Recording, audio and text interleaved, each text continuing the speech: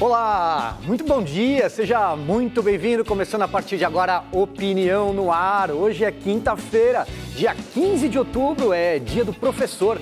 Também a Rota, a Força de Elite da Polícia aqui do Estado de São Paulo completa 50 anos. Vai aí, então, portanto, parabéns tanto aos nossos professores quanto aos policiais que zelam e garantem a nossa segurança. Eu quero convidar você a fazer o Opinião no Ar conosco. Vamos lá, usando o Twitter e o Instagram com o @OpiniãoRedeTV. Você também pode participar mandando um vídeo pelo WhatsApp. O nosso número é o 011 99395 4071. Hoje, excepcionalmente, o nosso querido Lacombe não está aqui comandando a bancada, mas eu estou muito bem acompanhado. Amanda Klein, bom dia.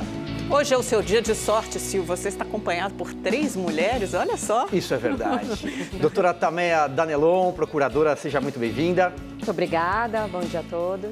Também a advogada e analista política, Fabiana Barroso. Muito bem-vinda de novo aqui nessa bancada, Fabiana. Obrigada, Silvio.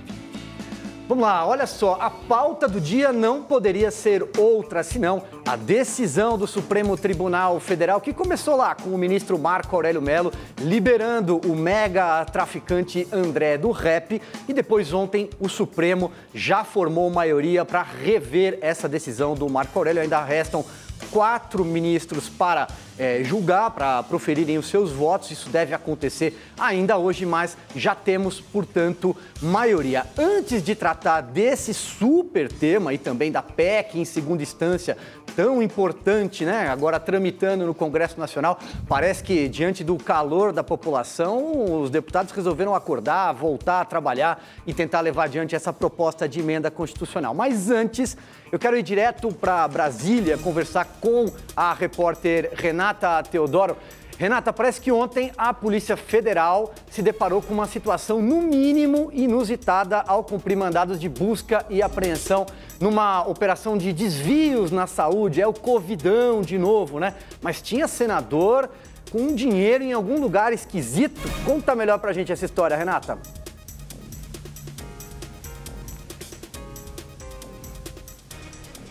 É isso mesmo, Silvio. Bom dia para você, bom dia a todos. Silvio, essa operação da Polícia Federal recebeu o nome de Desvide-19 e apura o desvio de mais de 20 milhões de reais da Secretaria de Saúde do Estado de Roraima, que deveriam ter sido utilizados, Silvio, no combate ao coronavírus. E aí foram cumpridos 7 mandados de busca e apreensão, e um desses mandados foi na casa do vice-líder do governo, aqui no Senado, o senador Chico Rodrigues, do DEM de Roraima. E aí na casa do senador, Silvio, a polícia encontrou cerca de 30 mil reais e também notou que o senador estava escondendo dinheiro dentro da cueca. Em nota, o senador disse que está tranquilo e que teve o lar invadido apenas por ter feito o trabalho como parlamentar, trazendo recursos para o combate à Covid-19 na saúde do Estado. E aí, mais cedo, o presidente Jair Bolsonaro, ele falou sobre a operação. Vamos ouvir, então, o que é que o presidente disse.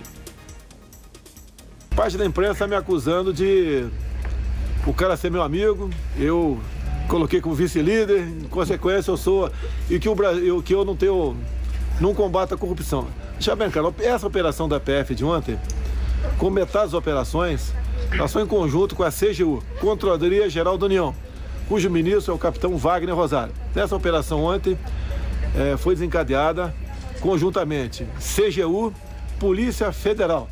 Ou seja, nós estamos combatendo a corrupção. Não interessa quem seja a pessoa suspeita. E mais ainda, o que a CGU faz? Ela fica analisando contratos, fica vendo se o entregue, né, está de acordo com o firmado em contratos. Tá? Pega denúncias também e passa para a Polícia Federal. Assim como a PF, em muitas operações, pede o apoio da CGU para aprofundar as investigações. Então, essa investigação de ontem é um exemplo típico do meu governo, que não tem corrupção no meu governo, não tem corrupção, e combate a corrupção seja de quem for. Aí, o presidente reafirma a ausência de corrupção durante 2 anos de governo, seja em ministérios, autarquias, em bancos oficiais, mas fazendo aqui um breve comentário, Amanda, e aí passo a palavra para você, dinheiro na cueca não dá, né? Isso volta para o imaginário popular. Eu me lembro de um assessor do deputado Zé Guimarães, do PT, na época, no auge do Mensalão, que também foi apanhado num aeroporto com dólares na cueca, agora aparentemente são reais, mas dinheiro na cueca não dá. É mais uma história para entrar para o anedotário político brasileiro, né, para os anais da política brasileira. Eu acho que o presidente Bolsonaro falou que essa operação era um orgulho para o governo dele, podia ter aproveitado para destituir o Chico Rodrigues, do DEM de Roraima, da vice-liderança do governo no Senado, né, enviado um recado claro. Ele até fez uma referência a um vídeo que circula em que, nas redes sociais, já em que o presidente Bolsonaro diz que ele e Chico Rodrigues têm quase união estável, porque se conhecem há 20 anos, são amigos do parlamento. Também no gabinete do Chico Rodrigues está empregado Léo Índio, que é primo dos filhos do presidente Bolsonaro, um sobrinho da ex-mulher de Bolsonaro, mãe dos parlamentares. Então, essa história de que não há corrupção no governo, né, de que a Lava Jato acabou porque não há corrupção no governo, acho que é preciso deixar claro que o combate à corrupção ele tem que ser constante, ele só pode ser fortalecido e intensificado, porque a corrupção é intrínseca à cultura política brasileira. Só fazendo um parêntese aqui bem rapidinho, né, a vice-liderança do governo no Senado é um cargo político, inclusive mais de um vice-líder, né, de diversos partidos. Esse senador, ele é do DEM, que é o partido do Rodrigo Maia, o partido do Davi Alcolumbre, e pelo que a gente leu hoje já no noticiário, deve sim deixar o posto. E ele que responda se cometeu ou não cometeu crime e o que aquele dinheiro estava fazendo ali. Vamos tratar então agora do grande tema do nosso programa, que é a proposta de emenda constitucional. Pela prisão em segunda instância, o Congresso Nacional pode rever a decisão do Supremo Tribunal Federal, que deixou muita gente de cabelo em pé. Mas agora, com essa decisão do ministro Marco Aurélio, que o Supremo já formou maioria ontem para reverter, colocando na rua um mega traficante, parece que o Congresso Nacional, especialmente a Câmara dos Deputados, resolveu acordar. Então a gente vai conversar agora com o deputado Tradi. Deputado, seja muito bem-vindo. Muito obrigado, Silvio. Uma boa tarde a todos vocês da bancada. Cumprimento a Amanda, a Tameia, a Fabiana. É um prazer estar com vocês e um grande abraço a todos os que nos acompanham. O deputado Fábio Tradi é o relator da PEC da segunda instância na Câmara dos Deputados. Portanto, deputado, vou fazer aqui uma primeira pergunta mais genérica e depois a gente entra em algumas questões, em algumas especificidades, né? Repito a minha pergunta. Há um calor agora, neste momento, na Câmara dos Deputados, em função desse caso do André do Rep, para que os deputados avancem, façam avançar definitivamente essa PEC. Lembrando que PEC é preciso um quórum altamente qualificado, um número de votos enorme para que passe pelo plenário depois da comissão. Sim, Silvio, há este calor, mas é importante destacar que a manifestação do presidente Rodrigo Maia, antes mesmo do caso André do Rep, determinou a retomada deste tema na agenda política nacional, porque ele afirmou publicamente que a PEC será votada sim este ano. Agora, é evidente que com o caso André do Rep, a PEC ela fica mais exposta e a sua necessidade mais premente. Portanto, eu estou agora mais entusiasmado com a perspectiva de aprová-lo. Deputada, aqui a Amanda falando, seja muito bem-vindo ao Opinião no Ar, bom dia. O prazo é apertadíssimo, né? Porque a gente tem uma eleição aqui no meio do caminho, primeiro e segundo turno, 15 e 29 de novembro. Antes tem que votar um projeto de resolução para que as comissões, no plenário, para que a comissão especial da PEC da segunda instância volte a funcionar. Esse prazo é viável? Porque o Congresso ainda vai ter que se deparar com milhões de outras questões econômicas e o orçamento, que talvez sejam até mais urgentes, mais prementes. Dá tempo de votar a PEC da segunda instância até o final do ano? Exato o seu diagnóstico, Amanda. Ontem eu me reuni com o Marcelo Ramos, que é o presidente da comissão, com o Alex Manente, que é o autor da PEC. Enviamos ofícios a todos os líderes para que incluam no projeto de resolução que será votado na terça-feira a possibilidade de o presidente Rodrigo Maia incluir a PEC da segunda instância. Para quê? Para que os trabalhos da comissão especial sejam reinstalados, nós possamos votá-la. É possível desde que haja decisão política nesse sentido. Por isso é muito importante o controle social exercido pela mídia, que acompanha a tramitação desta PEC, e do apoio popular. E sem apoio popular, nós todos sabemos, dificilmente vingará no plenário. Na comissão especial, ela vai ser aprovada, eu acho, com uma certa facilidade. No plenário, precisa de quórum qualificado. Então, 308 votos de um universo de 513 deputados. Não é fácil, mas é o que eu venho dizendo. Com a presença permanente da mídia, iluminando a PEC e, sobretudo, o apoio popular, nós haveremos de aprová-la. Também tem uma questão para o deputado? Tem uma questão, sim, deputado. O senhor poderia explicar para os telespectadores como é que funciona essa tramitação da PEC, né? Que a PEC é um projeto de emenda constitucional. Me parece que ela já foi aprovada na Comissão de Constituição e Justiça. Quais são os próximos passos para as pessoas entenderem como que é essa aprovação? E se para ser pautada na Comissão Especial, tem que ter também a aprovação do presidente da Câmara, Rodrigo Maia? Ou se apenas o relator pode agendar essa votação? Perfeito, Tameia. Veja, a PEC ela já foi aprovada na CCJ, o presidente Rodrigo Maia instalou a comissão especial, eu sou o relator, o Marcelo Ramos é o presidente. Nós já ouvimos em audiência pública todas as autoridades direta e indiretamente envolvidas nesta questão, o Ministério Público Federal, instituição que você honradamente integra, pertence e atua, também foi ouvida. Enfim, todas as fases que precedem a leitura do relatório já foram cumpridas. O que falta agora? Que o presidente Rodrigo Maia autorize a reinstalação dos trabalhos da comissão especial. Se isso acontecer, esperamos que na terça-feira isso ocorra, em 1 ou 2 dias, a comissão se reúne, eu faço a leitura, haverá debate e a votação. Evidente que haverá ponto de vista, mas é 1 ou 2 sessões, no máximo. Então, teremos condições de votar em comissão especial.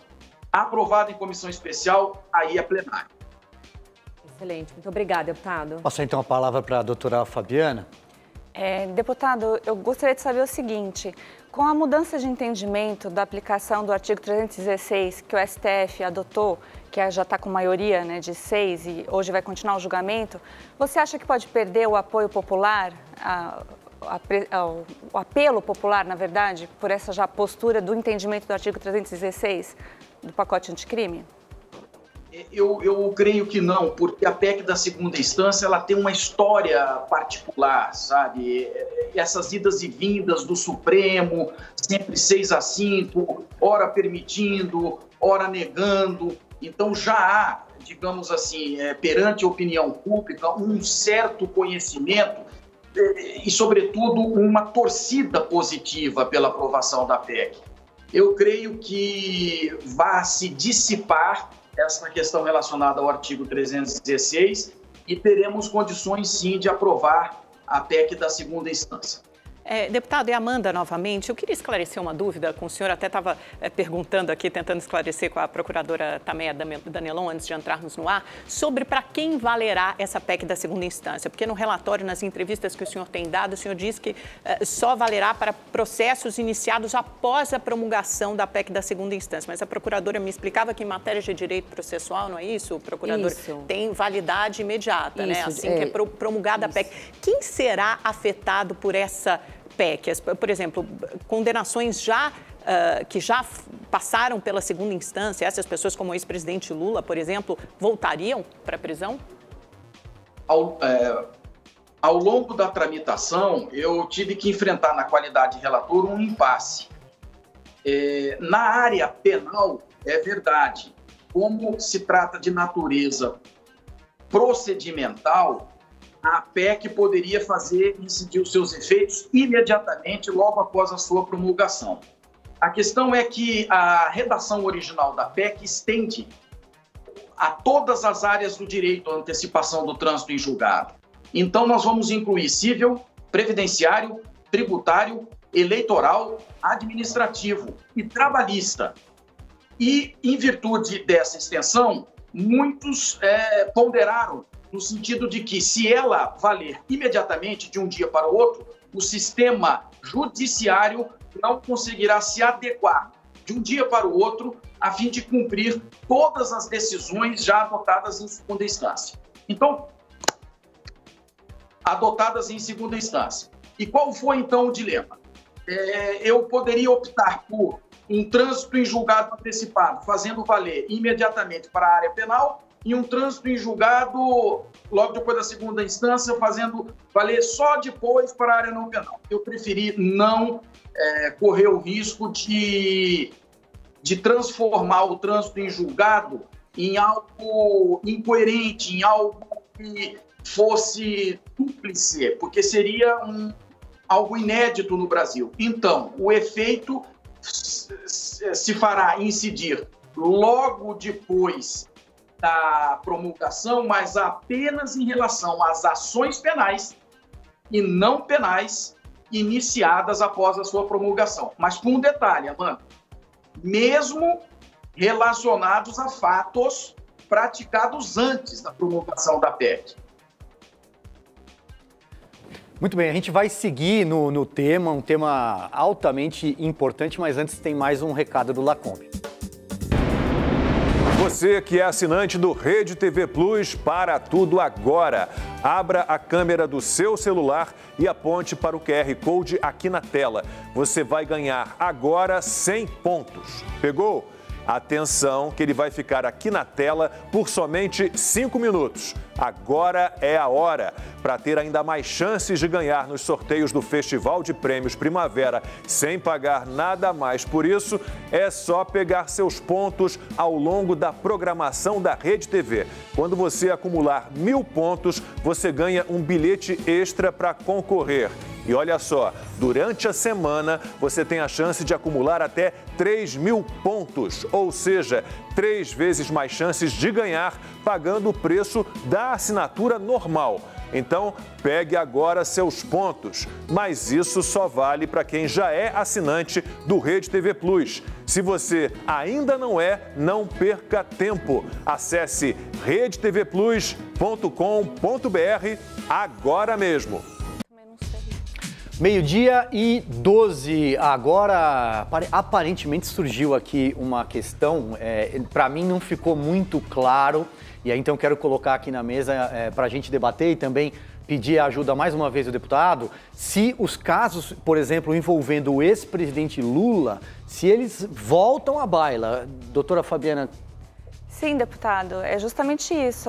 Eu acho que o maior apelo popular que existe é em relação a esses crimes aí que a gente vê, até em relação ao José Dirceu, até em relação também ao ex-presidente Lula. Eu acho que o maior apelo popular é vê-los na prisão. Então, a gente só vai conseguir isso se tiver definitivamente uma mudança nesse entendimento, porque eles já foram condenados em segundo grau. A PEC, sendo aprovada no dia 1º, vamos admitir, ela fará incidir os seus efeitos em relação às ações penais e não penais instauradas após a sua promulgação. Então, vamos admitir que alguém esteja sendo investigado antes da promulgação e depois dela, esta pessoa investigada é denunciada e a Justiça Criminal receba a denúncia, transformando-a em ré. Quando for condenada em segunda instância, ela será obrigada, por emenda constitucional, a cumprir imediatamente a pena. Não posso fazer retroagir para casos passados, porque a Constituição ela proíbe a retroatividade de lei penal e processual penal quando afeta um bem jurídico material, no caso, a liberdade. E na minha qualidade de relator, eu não poderia, como de fato não vou fazer, alteração constitucional pensando no Lula, no José Dirceu, ou no Carlos Bolsonaro, no Flávio Bolsonaro. E os outros 120 milhões de brasileiros não merecerão atenção? Então, eu tenho que fazer uma alteração constitucional com a responsabilidade de quem está projetando uma mudança muito impactante na vida das pessoas, não só na área penal, trabalhadores na área trabalhista, aposentados na área previdenciária, área civil, empresarial, e por isso eu me determinei a fazer essa mudança baseado no princípio da generalidade, que é o que comanda em termos regimentais e, de certa forma, éticos mesmo, qualquer tipo de mudança legislativa. Deputado, uma pergunta. Pelo que deu para extrair, constaria isso no texto da PEC, essa aplicabilidade somente para as ações? Porque foi bom o senhor ter dito que essa PEC ela não se trata apenas da prisão após segunda condenação. Ela versa também sobre ações cíveis, né? Muitas pessoas têm demandas precatórias ou cobranças de dívidas que ficam na justiça 10, 15, 20 anos. Tem vezes que a pessoa falece e não recebe esse valor. Então, é muito importante que o alcance dessa PEC seja, como o senhor já falou, para outras instâncias. Mas no que diz respeito à matéria processual penal, a lei processual penal ela tem aplicabilidade imediata.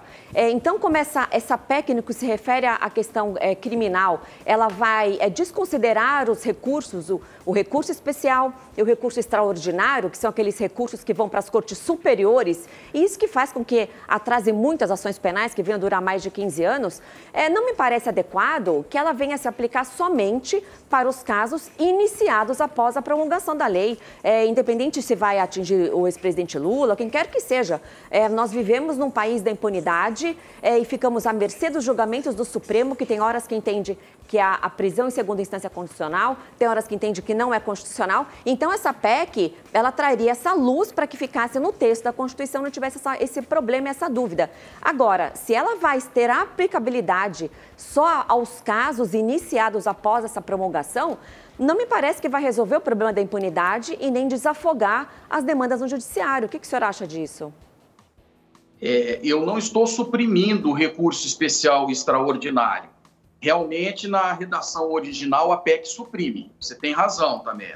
Mas eu estou fazendo alteração no relatório, mantendo o recurso especial, o recurso extraordinário, mas suprimindo o efeito obstativo do trânsito em julgado no caso de interposição desses recursos. Portanto, logo depois de exaurida na segunda instância a fase recursal, consumará o trânsito em julgado. Se a parte entender que deva recorrer, manejando o recurso especial ou extraordinário, pode fazê-lo, mas já estará consumado o trânsito em julgado. Com relação à questão da impunidade, concordo com você, mas é preciso também entender que nós não temos apenas a impunidade penal, nós temos a impunidade previdenciária, tributária, civil. A impunidade previdenciária, por exemplo, imagine um aposentado que ingressa, como você bem afirmou, para majorar a sua aposentadoria, a sua pensão, com R$100, R$150. Para ele é fundamental que socorra, vai comprar mais remédios para garantir uma sobrevida, né, na sua existência já sofrida. Se o INSS recorrer em todas as instâncias, primeiro, segundo, terceiro e quarto graus de jurisdição, leva a 15 anos, a média, 15 anos sem o trânsito em julgado. E muitos morrem ao longo do caminho. Nós, através dessa PEC, estamos combatendo essa impunidade também. Mas a impunidade os casos que já estão na justiça não vão ser afetados, né? Com esse exemplo do INSS que o senhor deu. Somente as novas, as né? As ações não penais e penais iniciadas. Por quê? Porque o sistema não consegue se estruturar para que, num dia para o outro, milhões de processos que já estão praticamente julgados na segunda instância sejam executados imediatamente. Então, a solução que mais ponderada, equilibrada e que consegue reunir ampla maioria dos deputados para aprová-la é aquela que determina que a incidência dos efeitos ocorra em relação às ações penais e não penais iniciadas depois da sua promulgação. Observe que havia uma outra vertente que eu refutei no relatório, que defendia que a PEC deveria incidir apenas em relação aos fatos praticados depois da sua promulgação. E nós refutamos essa tese porque não vimos consistência jurídica nela. Doutora Fabiana, tem uma observação? Deputado, eu sinto muito ouvir essas considerações, porque a sociedade brasileira, ela visa, sim, né, combater a impunidade, e nós estamos vendo, você fez uma observação, achei até bem interessante, comparou os filhos do presidente Bolsonaro com os condenados já, como o presidente Lula. São casos diferentes, a gente está falando aqui de impunidade de fato, com pessoas condenadas em duplo grau de jurisdição, contra pessoas que nem indiciaram foram. Então, assim, é com muito pesar que eu vejo que essa PEC não vai atender o maior problema que temos hoje, que é de execução penal em relação à impunidade. Eu sinto muito, deputado, eu sei que é um jogo político, mas a sociedade não se deixa mais ser enganada por esse joguete político. Gabriela, permita-me compartilhar o seu sentimento. Fabiana. Eu sinto muito que você sente muito. Por quê? Porque, primeiro, que o Flávio Bolsonaro ele não chegou a sequer a ser indiciado, ele já é denunciado pela Justiça Criminal. Há um erro de diagnóstico. Segundo, para mim, delinquência não tem partido, não tem coloração ideológica. Quem viola a lei, seja do PT, seja do PSL, merece o rigor das penas previstas no Código Penal. Mas eu tenho que ter a responsabilidade de não alterar a Constituição pensando em partido, tampouco em nomes. E eu acredito que assim deva ser feito, porque existe um princípio, você sabe, advogada que determina que toda alteração legislativa deve se basear no princípio da impessoalidade e da generalidade da lei. E não creio que ela não vá combater a impunidade, porque todos os crimes praticados depois da sua promulgação, e nós sabemos que os crimes ocorrerão, todas as pessoas serão atingidas, sim, pela PEC da segunda instância. Por fim, eu refuto a tua insinuação de que eu faço parte de um joguete político. Acho que você tem que conhecer a minha história como presidente da OAB, um deputado ficha limpa que sempre honrou o mandato parlamentar. Muito bem, a gente segue no tema, só fazer um esclarecimento muito rapidamente aqui. O Lacombe não está aqui hoje, mas amanhã ele estará de volta. Muita gente que faz opinião com a gente pelas redes sociais enviou perguntas. Lacombe volta amanhã. Diga, Amanda, você queria participar aqui do debate? Oi, deputado. De volta aqui, Amanda. Nós sabemos da seriedade, do comprometimento que o senhor tem com esse trabalho, que o deputado Marcelo Ramos também tem, que é presidente da PEC da segunda instância. Eu acho que todo esse debate só deixa claro, evidencia talvez a resistência que ainda há no Congresso Nacional, a dificuldade que ainda há em, apesar do clamor popular, aprovar um tema como esse. É um tema espinhoso, é um tema delicado. E eu não digo só por causa dos congressistas, mas, por exemplo, quando você tenta unificar o trânsito em julgado, né, tanto para a área penal, para os processos penais, como a área civil e empresarial, obviamente há uma resistência grande também das empresas e do próprio Estado, que teriam que pagar suas obrigações, caso condenados, depois de segunda instância. Com todos esses temas tão delicados, espinhosos e sensíveis, o senhor ainda acha que é possível reunir votos suficientes, 3/5, quórum qualificado, 308 votos e mais 49 no Senado para aprovar a PEC da segunda instância? Até porque estamos falando de 308 votos, não é esse o número, deputado? É importante a gente lembrar, 308 é muita gente. E se a gente for pontuar aqui, muitos colegas do senhor têm a corda até o pescoço. Quando eles não têm a corda até o pescoço, os padrinhos ou os apadrinhados deles têm. Então, é difícil acreditar que 308 votos surgirão do dia para a noite. Eu devolvo a palavra para o senhor. Exatamente, Amanda e Silvio. Mas eu tenho a esperança de que seja aprovada. Não é? A PEC ela tem o propósito de dar um choque positivo de efetividade na justiça brasileira. O Brasil é o único país do mundo que exige 4 graus de jurisdição por conta dos recursos disponíveis para se concretizar a execução de uma decisão. Segundo as palavras do ex-ministro César Peluso, o Brasil é o único país do mundo nesse sentido, e existem 2 males crônicos que fragilizam a justiça brasileira. Primeiro, a morosidade, que é mãe da impunidade. E segundo, a falta de efetividade. porque são muitas as pessoas que ganham na justiça, mas não levam, porque elas não têm a percepção de que foi concretizada efetivamente, na prática, na realidade, a decisão que as favoreceu. E por quê? Porque algumas partes, eu não diria que de forma antiética e irresponsável, se utilizam de recursos disponíveis na legislação de forma a eternizar as demandas. Então, por exemplo, existem recursos com um nome mais ou menos assim: embargos, de embargos, de embargos, de embargos, de embargos, 10 vezes. Embargos, embargos, de agravo regimental em recurso especial. Quer dizer, então, vamos supor, um investidor estrangeiro que queira investir no Brasil, né? Pessoa jurídica ou pessoa física, ele tem que ter a perspectiva de que há instituições com previsibilidade. O nosso judiciário oferece esta visão. Na hora que ele lê um recurso com este nome, ele vai falar, não pode. Quer dizer, nunca vai, então, concretizar uma decisão. E eu não falo das empresas apenas que são ré. Eu falo das empresas que também são autoras, porque elas vão ser beneficiadas recebendo crédito de forma mais célere.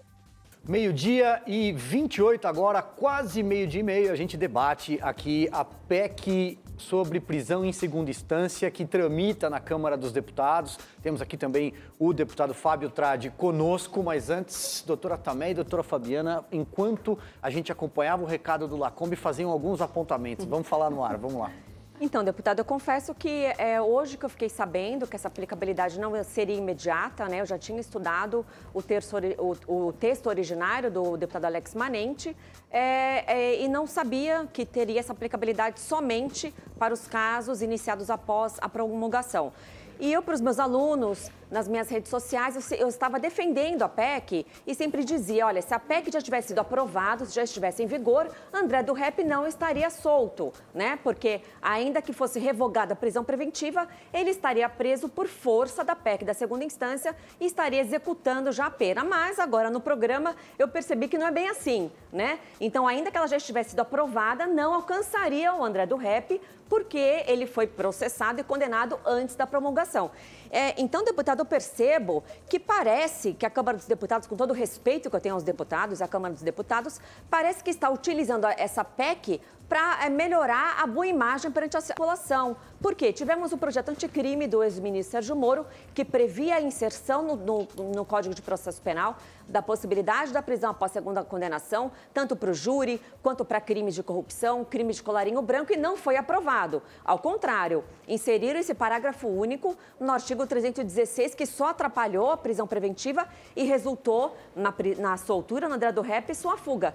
Então, deputado, eu confesso que eu fiquei bem desanimada ao saber que essa aplicabilidade vai ser apenas para casos processados, iniciados depois da promulgação. Então, eu não vejo que vai ter uma boa contribuição para acabar com a impunidade. Eu não vejo que esses processos que duram 10, 15, 20 anos vão ter um fim. Se ela for aplicada somente para casos iniciados depois, eu não vejo, de fato, que haja uma repercussão no mundo real da sociedade brasileira. Antes da resposta do deputado, vamos colocar aqui na tela, olha lá, o ex-juiz e ex-ministro Sérgio Moro se manifestou pelo Twitter. E ele diz, o debate sobre a soltura do traficante deveria incentivar a votação de boas propostas no Congresso, como a que prevê a volta da prisão decorrente da condenação em segunda instância e a que propõe a revogação do parágrafo único do artigo 316 do Código de Processo Penal. Vou então agora aqui devolver a palavra para o deputado para que ele possa responder. Diga lá. Bom, respeito a posição da Tameia, porque ela se manifestou de uma forma digamos, reverente, não é? Sem ofender ao entrevistado, mas eu discordo, porque é possível manter a essência da PEC, que é antecipar o momento do trânsito em julgado para logo depois da segunda instância, essa é a essência, e, eventualmente, se algum deputado discordar deste ponto específico, pode apresentar uma emenda em plenário. E só este ponto vai ser debatido pelos deputados. Então, a gente mantém a essência da PEC, qual é? Antecipação do trânsito em julgado para logo depois da segunda instância. Aí nós vamos discutir efeito temporal. imediatamente ou apenas em relação às ações penais e não penais iniciadas após sua promulgação. E vamos ouvir os debates para que prevaleça, então, a vontade da maioria qualificada. Só queria compartilhar com a doutora Tamé a minha preocupação de que existem limitações na política, sobretudo com esta legislatura, não é? Que podem determinar rumos que muitas vezes não são rumos desejados por quem está à frente da elaboração da lei. Entende? Mas nada impede que seja assim discutido, não é? Agora, veja, doutora Tameia, também não gostaria que você ficasse desanimada. Por quê? Porque os crimes vão ocorrer depois da PEC. Concorda comigo? Eles vão ocorrer. Então, em relação a todos esses crimes, a PEC vai incidir. Tá, então eu vou dar um conselho para os meus colegas. Nós temos que ter um olhar mais generoso em relação aos idosos, gente. Exatamente, deputado. Em relação aos empresários que são autores de ações e que não recebem seus créditos. Exatamente. Os trabalhadores reclamantes da Justiça do Trabalho ficam 20, 25 anos. O ex-presidente Lula. Eles são sugados num processo que começa a ficar uma dialética de academicismo e ele não recebe seu crédito. Doutora Fabiana também quer se manifestar. Eu pediria que a doutora Tameia não se desanimasse por completo, porque há a possibilidade de alteração. Se for aprovada, né, deputado? Eu acho... Se for aprovada, né? Mas, como o senhor falou, se estão 20 anos sem receber do INSS, essa PEC não vai servir para nada, porque só vai ser para as outras pessoas que ajuizarem ações depois da promulgação. Enfim, mas... Não, Tameia, porque logo depois da segunda instância, essas pessoas vão receber. Enfim. Doutora. Eu ia colocar aqui para o deputado, que acho que ele ficou um pouco chateado comigo, mas eu queria até fazer uma posição bem feita aqui, que o embargo dos embargos, a população brasileira sabe bem, que a gente aprendeu nos processos do Lula, né? A gente sabe o que é. O brasileiro de bem sabe. E a gente sabe muito bem que essa PEC proposta dessa forma, infelizmente, não vai responder aos anseios da sociedade. E, infelizmente, também não faria com que casos como o do André do Rep tivesse acontecido. É com lamento mesmo que eu vejo, a procuradora também está pensando da mesma forma, e é uma proposta que depois tem que emendar, porque já não fazer da forma correta. Bom, a Fabiana... ela falou mais do Lula do que da PEC. Então, nós temos que ver aí... Objetivamente, é o exemplo popular que se tem maior de impunidade no Brasil. Eu não posso, como legislador, fazer uma alteração constitucional pensando no Lula, em respeito aos milhões de brasileiros que vão ser atingidos por esta PEC. Isto porque muitos do lado de lá, da direita, falaram também que não queriam que a PEC pudesse prejudicar o lado de lá. Então, ou eu faço uma lei pensando no Brasil, ou eu não faço a lei. Mas, deputado, então... Porque eu não vou colocar as minhas digitais para fazer uma alteração constitucional para atingir um. Se me permite, deputado, então, já que o senhor não quer falar do... Não, eu quero compartilhar com a Fabiana. Essa questão dela com o Lula, eu não quero entrar. Tá. Mas não é só o Lula. Isso aí é ela com o Lula. Então vamos falar do André do Rep. Vamos falar do caso de...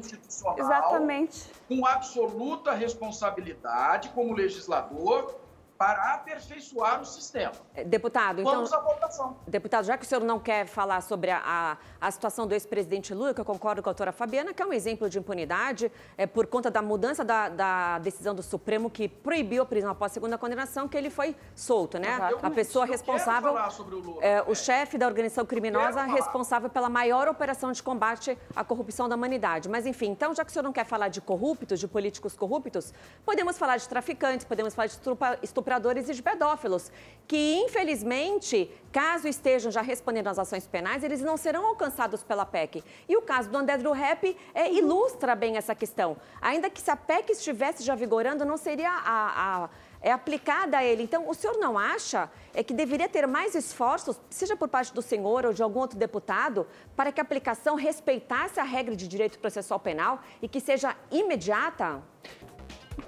O debate está muito politizado, personalizado, e eu procuro me distanciar de Bolsonaros, de Lulas, de petismo, de pessoalismo, porque eu estou alterando a Constituição.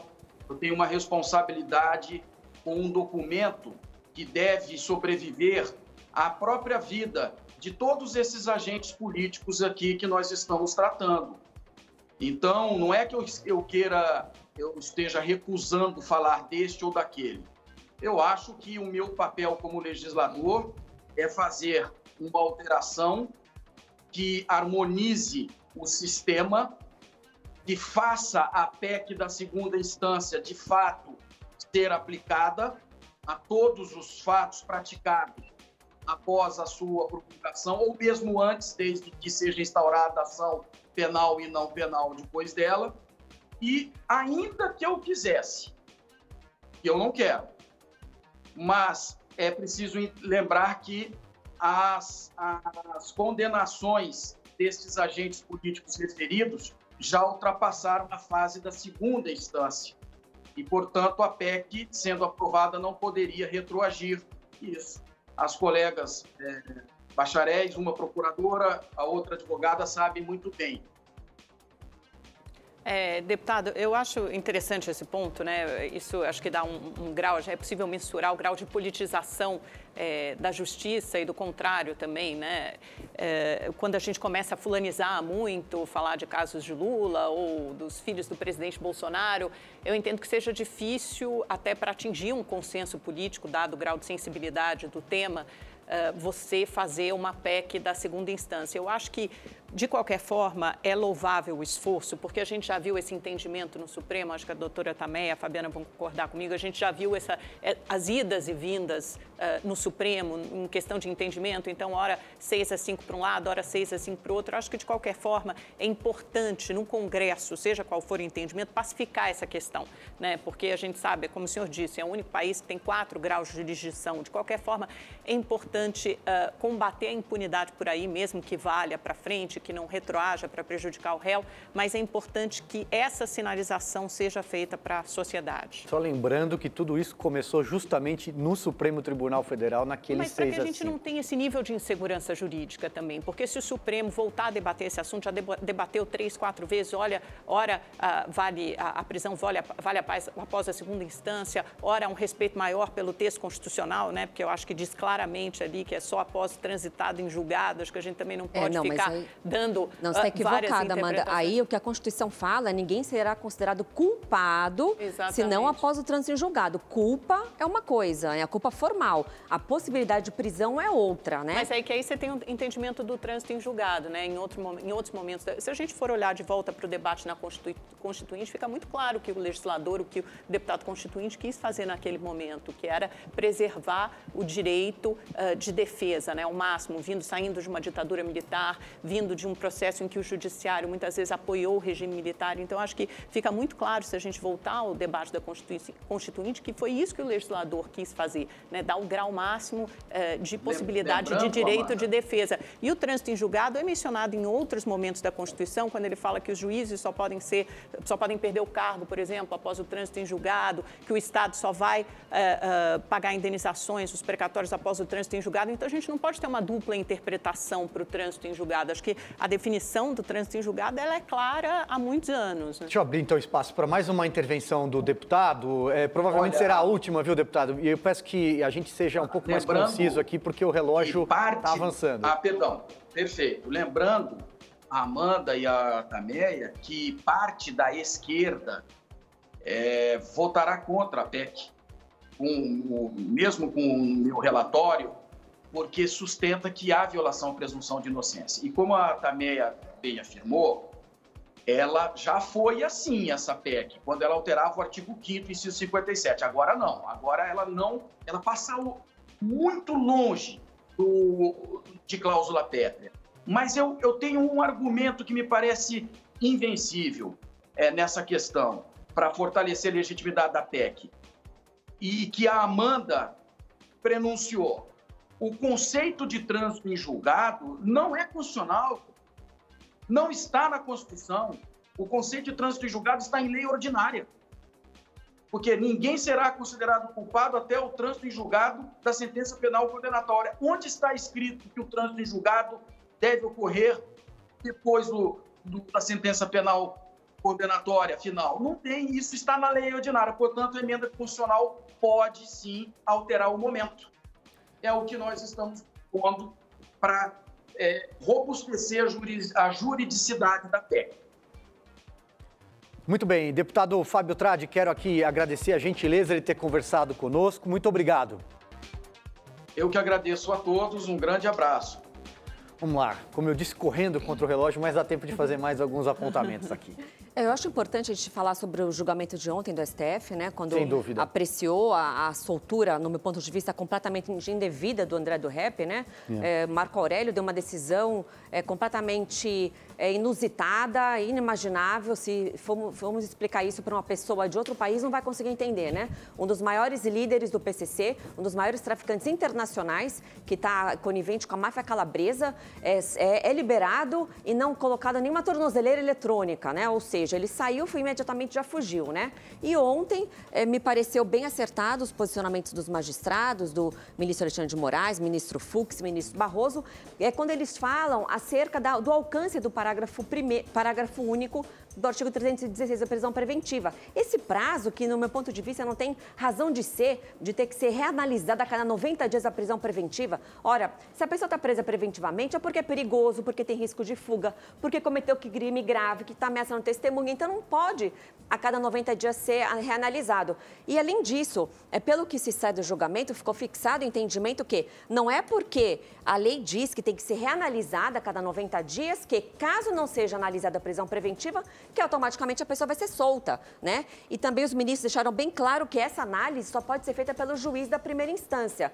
E se o juiz da primeira instância já sentenciou, já acaba a atividade jurisdicional dele. Ele não pode mais rever o seu julgamento. Então, se o processo foi para o tribunal ou para as cortes superiores, não tem como ser revisto, né? Então, eu achei interessante como está caminhando o julgamento. Vamos ver o posicionamento dos juízes mais garantistas como será. 12h54, o debate foi quente hoje, hein? Doutora Fabiana, um rápido apontamento já partindo para as nossas considerações finais.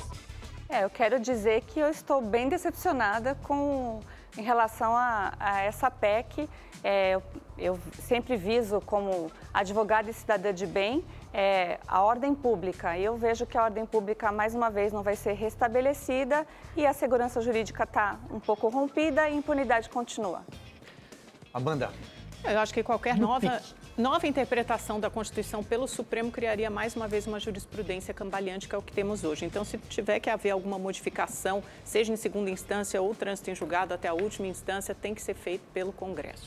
Doutora Tameia, também já agradecendo pela participação da doutora Fabiana e da doutora Tameia.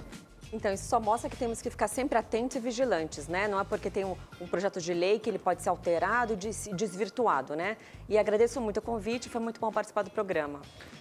E olha só, quero repetir aqui um convite para você participar do Opinião no Ar. Amanhã teremos uma entrevista com o ex-deputado Roberto Jefferson. Você pode mandar a sua pergunta pelo nosso WhatsApp, o número é o 011 99395 4071. Também pode participar pelas nossas redes sociais, pelo Instagram, pelo Twitter, sempre usando o @OpiniãoRedeTV. Não dá tempo para mais nada. Amanhã o Lacombe está de volta aqui no comando do programa. Muito obrigado pela sua companhia. Muito obrigado pela sua audiência. Tchau, tchau.